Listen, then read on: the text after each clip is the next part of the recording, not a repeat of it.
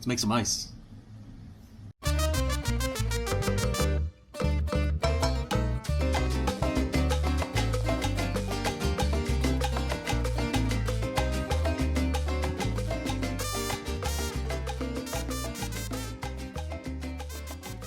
Hey everybody, welcome back to the Cantina. My name is Mike, and you're in my home bar in my basement in the family room. Today, I want to talk to you about ice. Now, I know it sounds like a boring subject, but it's really, I guess I've kind of become an ice snob, if you will. Just kind of knowing the difference between regular ice and clear ice is a huge difference in your cocktail making. You know, everybody thinks ice is ice, but in reality, that could not be further from the truth. This is the typical ice that you might get from, actually, this is what I get from the ice maker back here in the corner.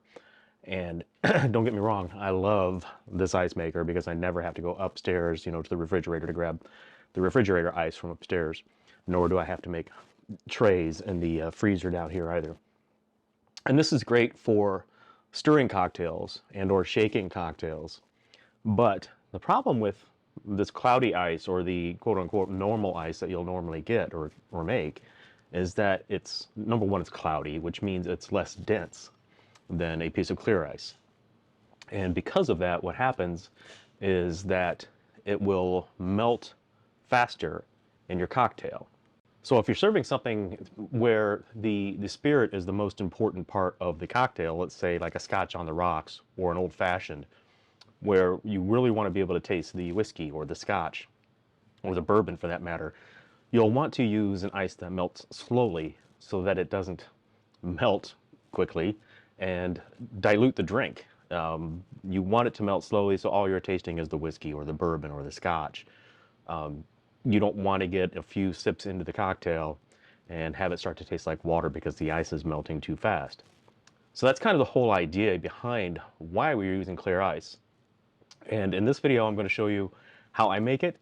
There are a few different theories, I guess, or ways that people attempt to make it. For instance, some people will boil water. Some people will use distilled water and still use their ice cube trays or ice cube molds. And that doesn't always work. I've tried it. I could never get it to work to come out completely clear. So when I'm talking about completely clear ice and completely dense ice, this is what I'm talking about. So we'll take this chunk here, and this will be generally used for that scotch on the rocks, or your old fashions, things like that. So it's completely clear and completely dense. So when you drop it into your rocks glass,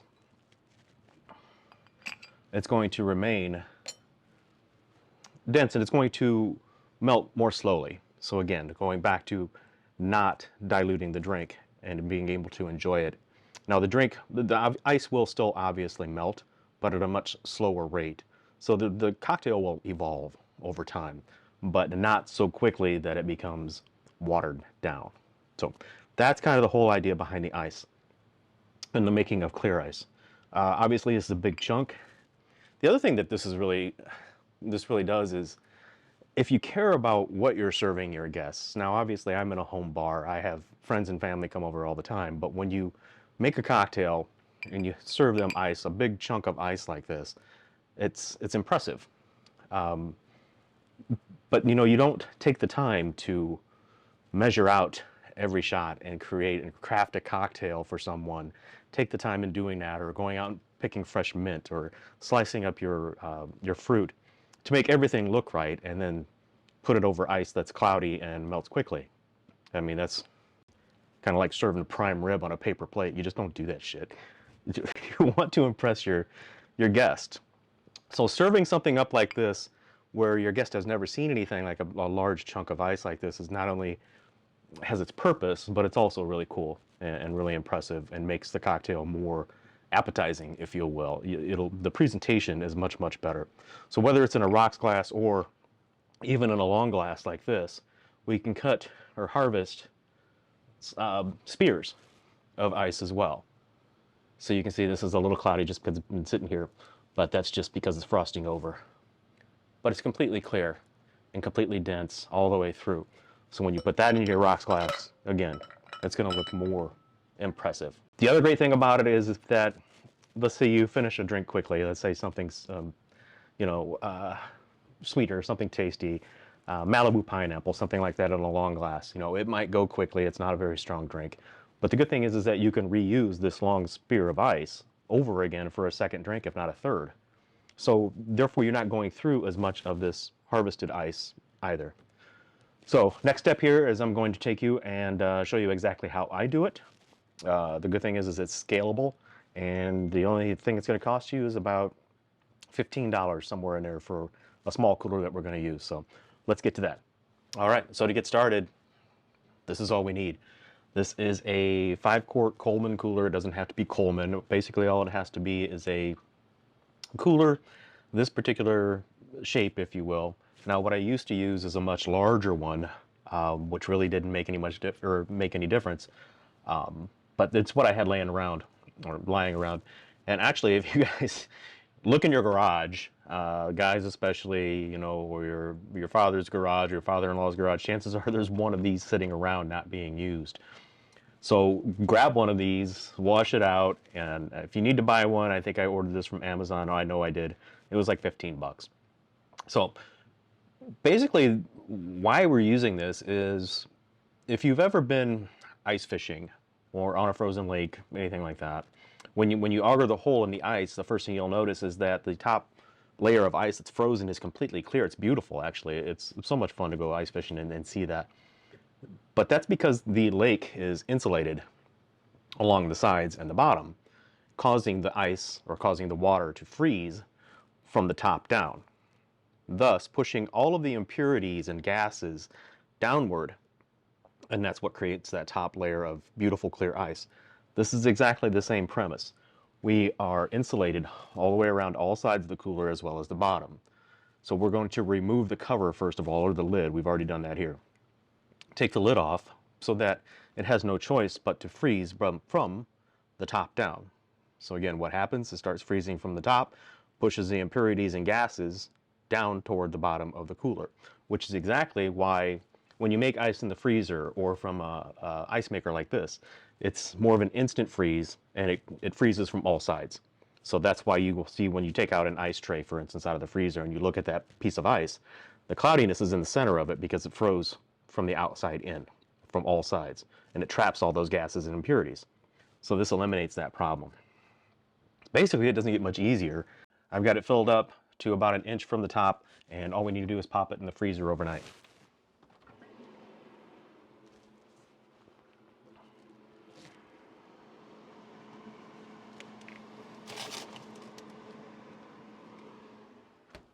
So now all we do is wait. Minimum 24 hours, depends on how thick you want it. So you can go 24, you can go 36, you can go 48 hours. The thing to keep in mind is that in 24 hours, the top half of the cooler will be frozen. The bottom half will have some very thin ice, almost like a shell, and will still have water in the bottom of it. If you leave it for 48 hours, the entire cooler will be frozen. And that just requires a little more work to cut off the impurities, if you will, cut off the gases or the cloudy parts of the ice, leaving just a slab of clear ice. But we'll see all that when we come back after we pull it back out of the freezer. All right, everybody, welcome back. It has been pretty much exactly 24 hours since I put the cooler full of water in the freezer yesterday, so it's time to pull that out and harvest the ice. Now, a couple of tools that you're going to need, 3 to be specific, is you're going to need a towel. This is going to get a little messy, a little wet. Obviously, you're working with ice. And then you're going to need a bread knife or something long and serrated. Bread knife works perfectly. And let's face it, it's not being used upstairs anyway. I mean, who's cutting their own loaves of bread these days? Go look. You know, if you've got a knife block upstairs in the kitchen, chances are you've got a bread knife that hasn't been used for a while. Grab it. You're going to need it. And aside from that, any kind of hammer or mallet, rubber mallet, anything like that, just to apply a little bit of impact onto the back of the knife itself, onto the spine of the knife. So let's pull out the cooler. Let's see what we've got.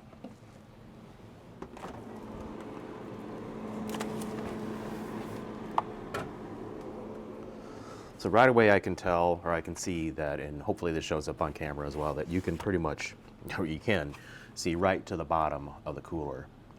This is completely clear. See all the way to the bottom of the cooler. Now remember, if you remember from the previous conversation, half of this is going to be water. The other half is, or fourth roughly, depending on how long you leave this in the freezer, is going to be a sheet of clear ice. So the first thing I'm going to do is just let it sit here for a minute, kind of warm up to a little more to room temperature, if you will, especially the outsides or the insulated portions of the cooler, because what I'm going to do then is turn it upside down in the sink. And obviously the warmer it is around the exterior of the cooler, the easier it will be for it to actually fall out and make it easier for us to work with. Now the other thing, as I mentioned yesterday as well, is that again the bottom half of the cooler is basically going to be just pure water. So by doing it over the sink, it's going to allow that to all leak out. So we'll let it sit here for a second. Oh, the other thing that it's going to do is actually allow the ice to temper or harden a little bit. When you first bring ice out of a freezer, it's very brittle and easy to break apart, which is not exactly what we want in this. We want to be able to carve spears and then ultimately carve those spears into cubes relating to the sizes that we need for our cocktail glasses that we have. Now your glasses may be different sizes than mine, but we're going to measure that out as soon as we get this out of the cooler here. So I'm going to take this over to the sink, turn it upside down, and let it fall out.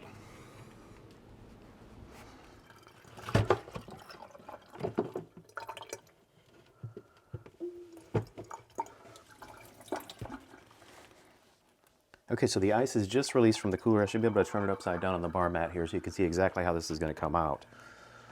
So I'm going to turn it out, or excuse me, turn it over and release the ice out. Maybe. There it is. So again, as we mentioned before, what we're going to see now is that, again, as I mentioned, all of the impurities, this is obviously upside down in the cooler, but have gone away from the clearest portion of the ice down into this little cavity here. And all we're going to do is just literally break this apart. It's very soft ice. It's not even frozen solid. It's basically, again, as I mentioned yesterday, just a shell. And we're just going to clean it up. Now, some people might save this. I don't. I have other means of having shaker ice rather than using this. Some people will use this as shaker ice. I'm going to dump some of this out here if I can.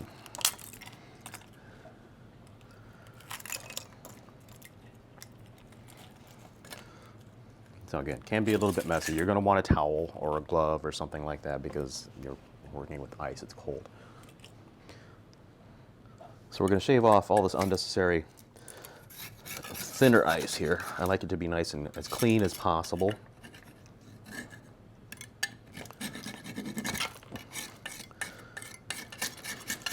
This is easy to do, guys. It's simple.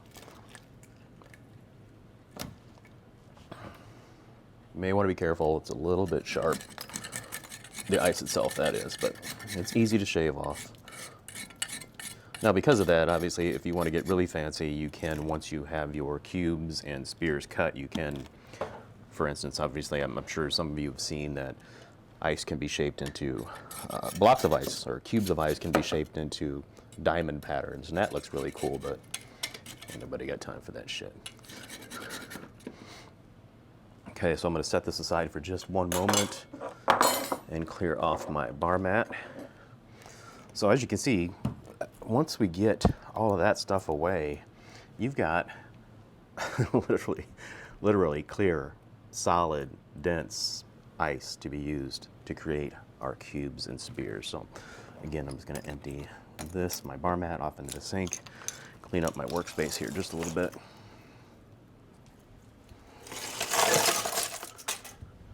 All right, now back to the harvest.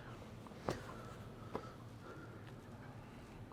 we're going to bring our slab back over here. The next thing we want to do is take your glassware, and in order to make sure that you're cutting the proper sizes and then ensuring that they're going to fit, what I will normally do is take the tapered end or the bottom side of the glass that I'm cutting ice for, and I want to make sure that the spear that I'm cutting, not the spear, I'm sorry, the spear, not the sphere, the spear. The spear I'm cutting will actually fit inside the glass, so that's a little important just to take a quick measurement. So all we're going to do basically is find that measurement and score the ice. with our bread knife. Now this has been sitting out for a little bit, so it is going to be tempered, which is exactly what we want. A lot of people will go ahead and score the slab all the way around, which you can certainly do. Now keep in mind that sometimes these will break into pieces when you cut the spears off or actually separate it. Scoring all the way around can help with that. For me, it's not always consistent that I've found. So sometimes it does break apart, which is fine because you can cut that into cubes anyway. So it's not really a big deal. So again, we're just going to score this a little bit more on this side. And then you're going to take your hammer, find your score, and just lightly tap along the spine with your knife, and boom, there she is. So now you've got a spear that should fit into your glass, like so. Perfect. And again, nice, clear, beautiful, dense ice that will melt slowly in your cocktails. So that's one spear. What I normally do and how I store these is I will take, well, for right now, I'm going to put them back in the cooler just for temporary storage. So that's one spear down. I'm going to cut another spear here. And then this time we will further cut that down into our cubes. Now again, let's see if I can make one break apart here. I'm not going to score it all the way around. Sometimes, like I said, I think that's just, it might be good, but kind of a waste of time if you can get them to break off cleanly. Like so. So now all we're going to do, obviously, turn that sideways. I want a cube that's going to fit in the bottom of my cocktail glass. So we're going to go right about here. And when we get to this point, usually this cube will fall right off with just a few cuts, like so. Bingo. And again, guys, take a look at that. It's just beautiful, clear, wonderful, dense ice. This is my favorite part of doing this, is just the harvest. It's so cool. And you can cut them bigger. You can always shave them down later. If it's too big for a particular glass that you're using, take your paring knife or this knife and just shave off the edges a little bit. It's not really a big deal. This is how easy this is. Again, we're going to score this down. I might make a little larger cube here because it's so easy. Little score, little tappy tap. Done. Bigger cubes.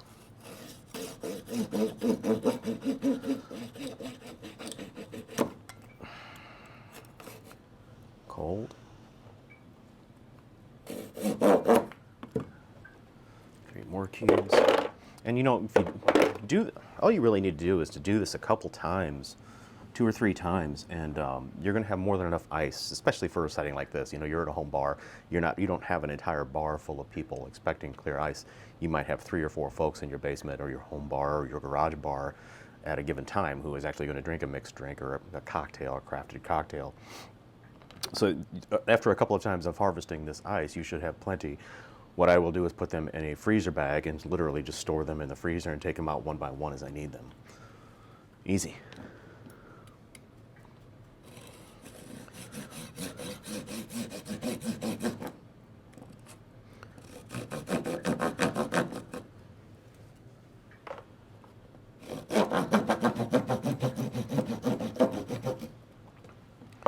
Piece of cake, tappy tap.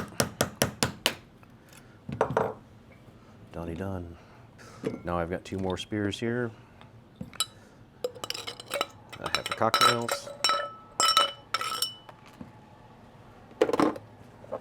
And I think I'll cut this one down for cubes as well.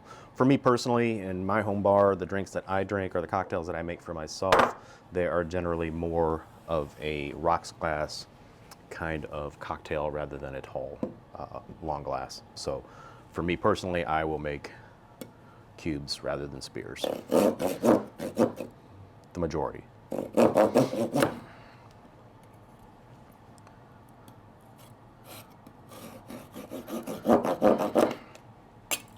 Just like that, we have a cooler full of clear ice for your cocktails. Grab my bag. I have one for spears. As you can see, like I said, make them ahead of time. You got a whole bag full.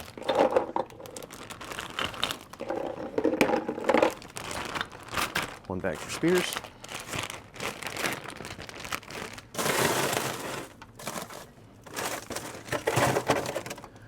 And I'm going to need a new bag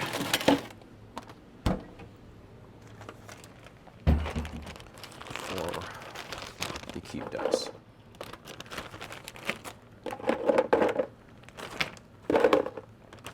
This was an empty bag. Now I have ice for 1, 2, 3, 4, 5, 6, 7, 9 cocktails. The cool thing is that it melts slowly. So if you drink a cocktail fast enough, you could actually reuse that same block of ice for a second cocktail of the same. You wouldn't want to make a different cocktail on the same ice because obviously it would transfer over some of the flavors. But anyway, clear cocktail ice. All right, so some of you may be saying, okay, Mike, that's great, that's fine, that's dandy, but we have ice molds that we like to use. And we use in order to make perfect cubes or perfect spheres. Now I want to say spheres. Perfect cubes or perfect spheres. I should be drinking, I can't talk. Perfect spheres of clear ice. And they haven't been able to because it just hasn't been done the right way. So now I'm going to show you how I do that. I do have those molds that can be used. I believe they're up here in the cabinet. Yes.